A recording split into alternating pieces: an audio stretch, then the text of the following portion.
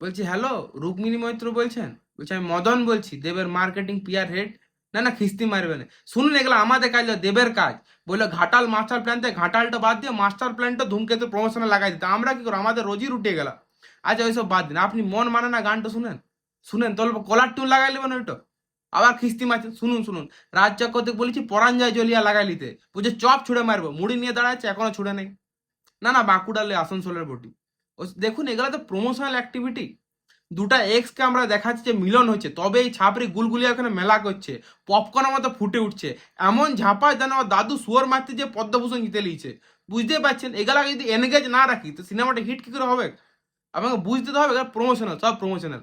নিজের এক্সকে দেখলে উড়ে মুখটা মুছে দেবে, কিন্তু এই যে দুটি এক্সকে মিলতে কি খুশি ওর অন্তর থেকে। নিজের এক্সকে বলছে টক্সিক, অসভ্য, জানোয়ার, এইসব গালাগালি করছে, আর উল্টা এক্স কি বলবো, অবস্থা খারাপ এদের। না চাকরি নিয়ে বাকরি ওইটাও কোনো গল্প নয়, ওইসব বাদ দিন। এখন এর ঝাঁপাক এনগেজ হোক তবে সিনেমাটা হিট হবে। আপনি আপনি গালাগালি কেন করবেন? আপনার মুখের ভাষা কি খারাপ? ওই যে ফাঁকা বলে ফোনটা রেখে দিল। আর করবো না ফোন আমি।